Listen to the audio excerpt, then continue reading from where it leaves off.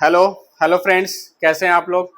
Last video में हमने आपके साथ बैंक रिकन्सिलिएशन चैप्टर की शुरुआत करी थी, जिसके अंदर हमने बैंक रिकन्सिलिएशन स्टेटमेंट में बताया था कि कैश बुक का बैलेंस लेके चलेंगे तो कैसे पासबुक का बैलेंस निकालना। तो बेटा मैंने आपको ये बताया था कि कैश बुक का फेवरेबल बैलेंस डेबिट होता है और पासबुक का फेवरेबल बैलेंस क्रेडिट होता है। तो जब कैश बुक का बैलेंस आप लेके चलोगे तो आपको पासबुक का बैलेंस निकालना है, और लेकिन जब आप पासबुक का बैलेंस लेके चलोगे तो कैश बुक का निकालना है।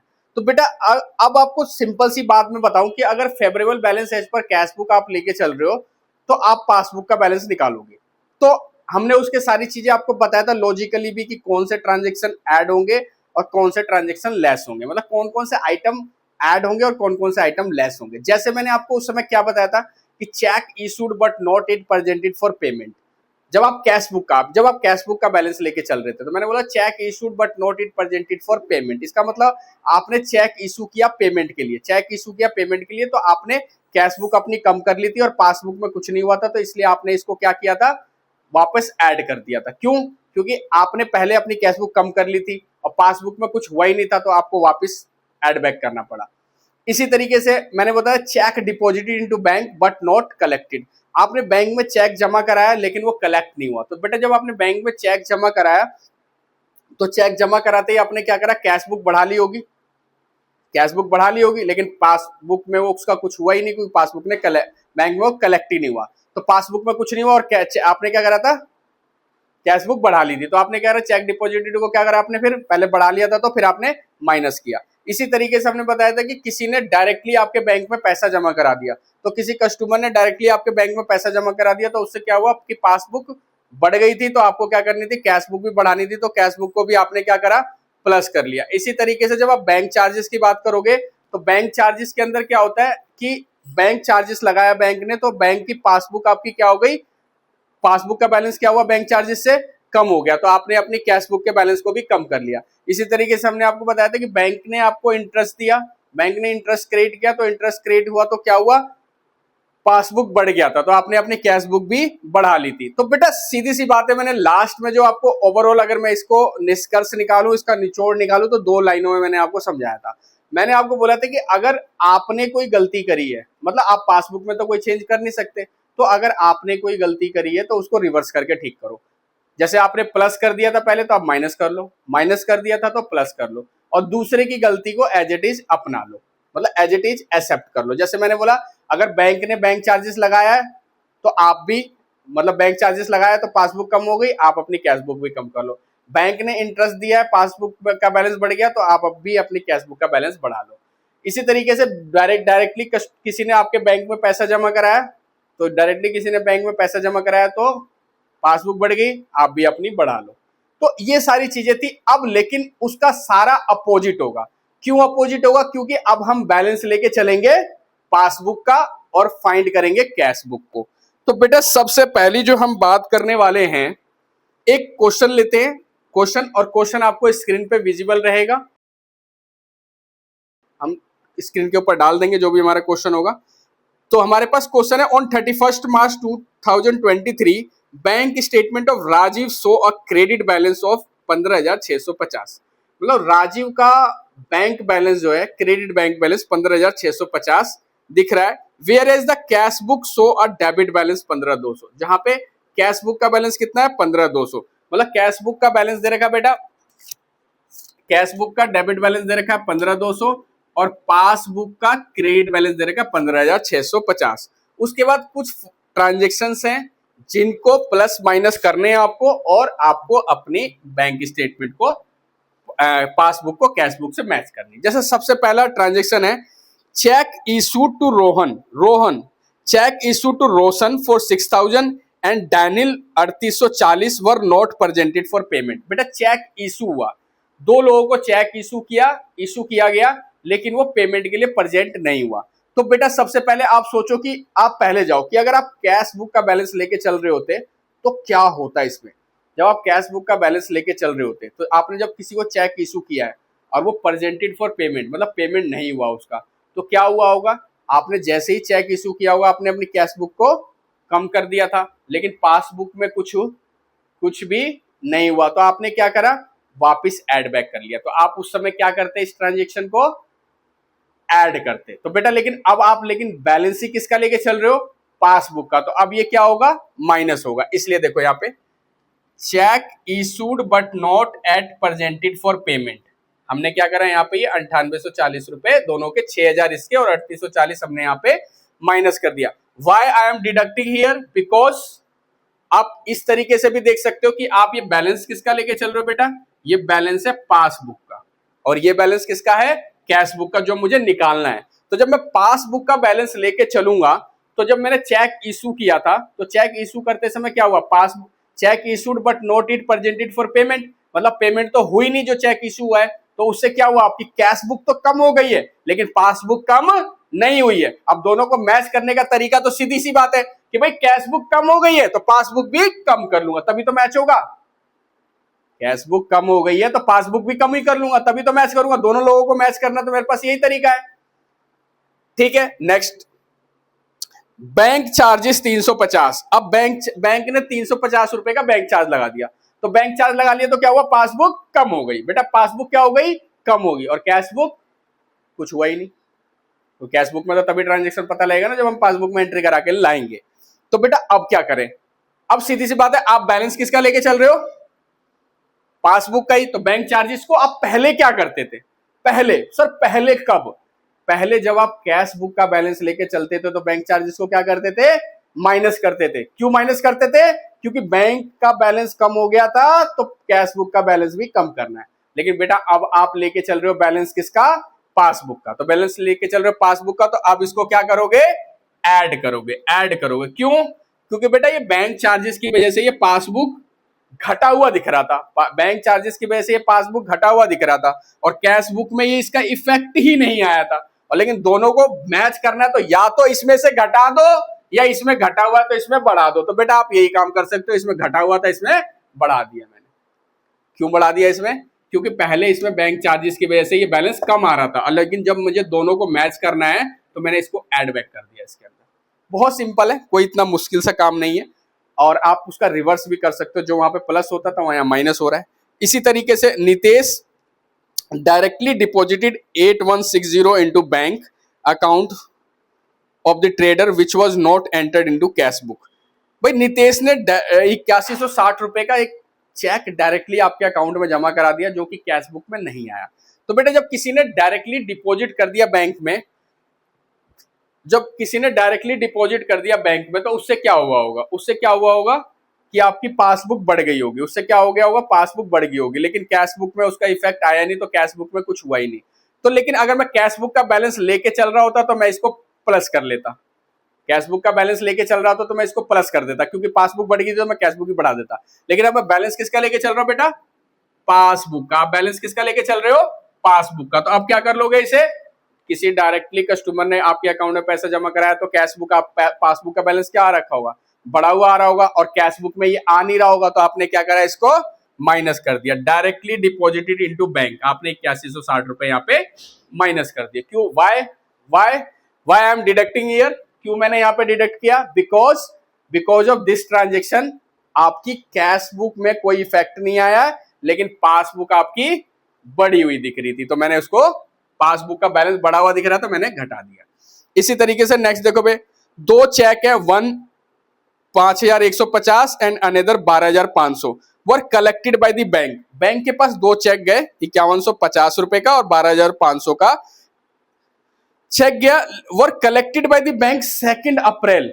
भाई 2 अप्रैल को बैंक के पास गया। आप रिकंसिलेशन कब का कर रहे हो बच्चों, आप रिकंसिलेशन कर रहे हो 31 मार्च 2023 का, और बैंक के पास ये चेक कब गया, 2 अप्रैल को गया। तो बैंक इसको कब खाते में क्रेडिट करेगा, 2 अप्रैल को। लेकिन आप रिकंसिलेशन कब की कर रहे हो, 31 मार्च की कर रहे हो। तो 31 मार्च के दिन ये क्या हुआ होगा, जो ये चेक गया है, दोनों जो चेक जो दोनों डिपॉजिट हुआ है, इससे क्या फर्क पड़ा होगा, इससे आपकी कैश बुक में क्या फर्क पड़ा होगा।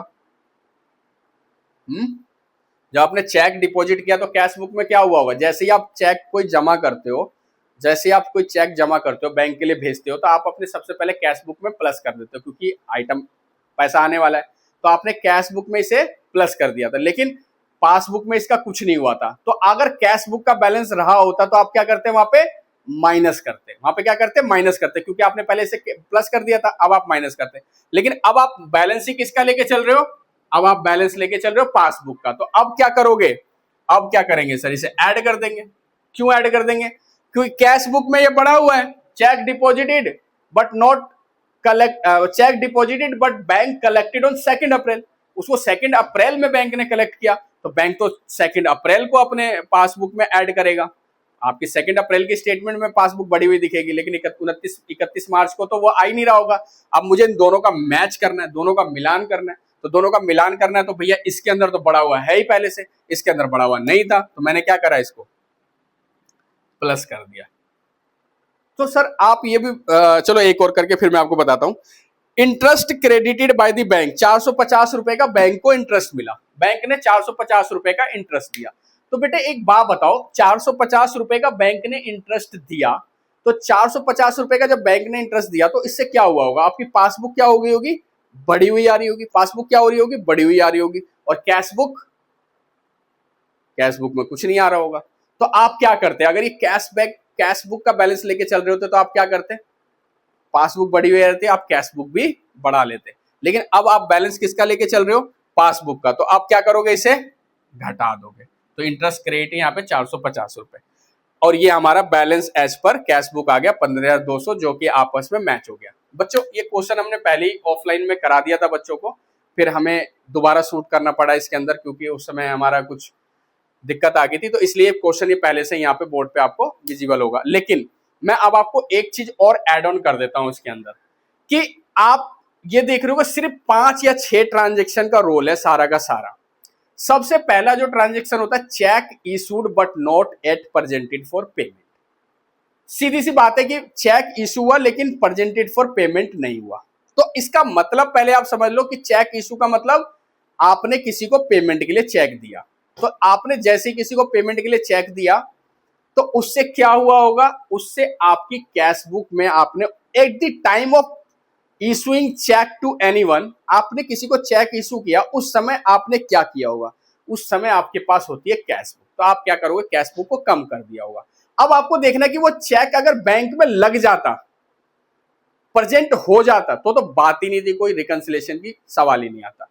लेकिन रिकंसिलेशन का सवाल इसलिए आ गया, ये क्वेश्चन इसलिए उठा और ये डिफरेंसेस इसलिए आ गया, क्योंकि जो चेक इशू हुआ था वो हमने कैश बुक में तो उसका ट्रीटमेंट ठीक कर दिया, कि जैसे चेक इशू किया हमने उस समय अपनी कैश बुक को कम कर दिया, क्योंकि बैलेंस पेमेंट होनी है।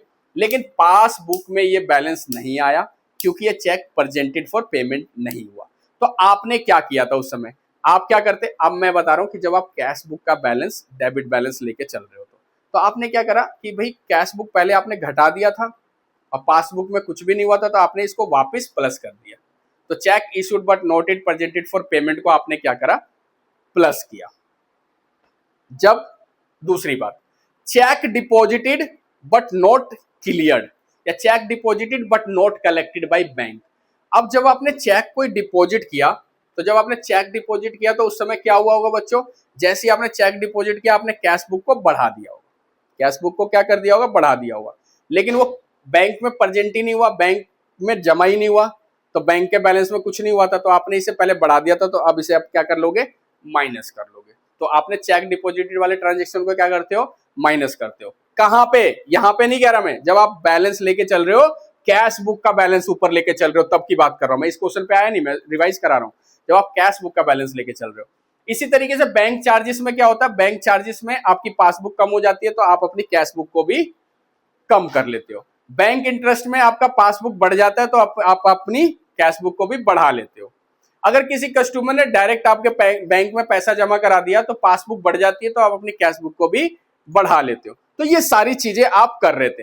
अब जो आपने यहां पे प्लस किया था, वो सारी चीजें यहां पे माइनस होगी, इसके अंदर वो सारी चीजें माइनस होगी। जैसे कि चेक डिपॉजिटेड वहां पे माइनस होता था, तो यहाँ प्लस हुआ। बैंक चार्जेस वहां माइनस होता था, यहाँ पे प्लस हुआ। चेक इशूड वहां पे प्लस होता था, यहाँ माइनस हुआ। डायरेक्टली डिपॉजिट इनटू बैंक वहां पे प्लस होता था, यहाँ पे माइनस हुआ। इंटरेस्ट क्रेडिटेड वहां पे प्लस होता था, यहाँ पे माइनस हुआ। तो बच्चों ये सिंपल सी बात है, बहुत ज्यादा कुछ लॉजिक नहीं है। अगर आपके समझ में आ जाएगी तो ये कुछ भी नहीं है, और नहीं समझ में आएगी तो बहुत कुछ है। तो नहीं समझ में आने का तो कोई सवाल है ही नहीं। तो बच्चों हम आपको अब 2 केसेस और आएंगे। अभी हमने क्या करा, कैश बुक का और पासबुक का फेवरेबल बैलेंस का क्वेश्चन करा है। फेवरेबल बैलेंस का मतलब क्या होता है, कैश बुक का फेवरेबल बैलेंस होता है डेबिट। कभी कभी बच्चों ये 1 मार्क्स का एग्जाम में भी आ जाता है कि कैश बुक का फेवरेबल बैलेंस क्या होगा एमसीक्यू में। तो एमसीक्यू में जब आता है तो कैश बुक का फेवरेबल बैलेंस होता है डेबिट और पासबुक का फेवरेबल बैलेंस क्या होता है, क्रेडिट। और कैश बुक का अनफेवरेबल बैलेंस क्या होगा फिर, क्रेडिट। और पासबुक का फेवरेबल बैलेंस क्या होगा, डेबिट। तो मैं आपको एक ट्रिक भी बता सकता हूं इस पे कि जो कैश बुक का फेवरेबल बैलेंस है, जो कैश बुक का फेवरेबल बैलेंस है डेबिट, वो पासबुक का अनफेवरेबल बैलेंस होता है। मतलब जो कैश बुक के डेबिट बैलेंस में जो जो चीजें प्लस हो रही थी और जो जो चीजें माइनस हो रही थी, वही चीजें अगर पासबुक का अनफेवरेबल बैलेंस होगा तो वही सेम होगा। सर मतलब चेक इशूड आप क्या कर रहे थे, check issued but not it presented for payment को आप जब कैश बुक का फेवरेबल बैलेंस है तो आप क्या कर रहे थे, इसको check issued but not it presented for payment को ऐड कर रहे थे। अगर आप पासबुक का अनफेवरेबल बैलेंस भी ऊपर लेके चलोगे तो भी ये ऐड ही होगा। तो मतलब आप ध्यान रखना, क्यों हम आपको ये बता कैसे पा रहे, चेक का कैश बुक का फेवरेबल बैलेंस होता है डेबिट, कैश बुक का फेवरेबल बैलेंस होता है डेबिट और पासबुक का फेवरेबल बैलेंस क्या, सॉरी कैश बुक का फेवरेबल बैलेंस डेबिट और पासबुक का अनफेवरेबल बैलेंस डेबिट। मतलब कैश बुक का फेवरेबल और पासबुक का अनफेवरेबल दोनों का बैलेंस होता है डेबिट।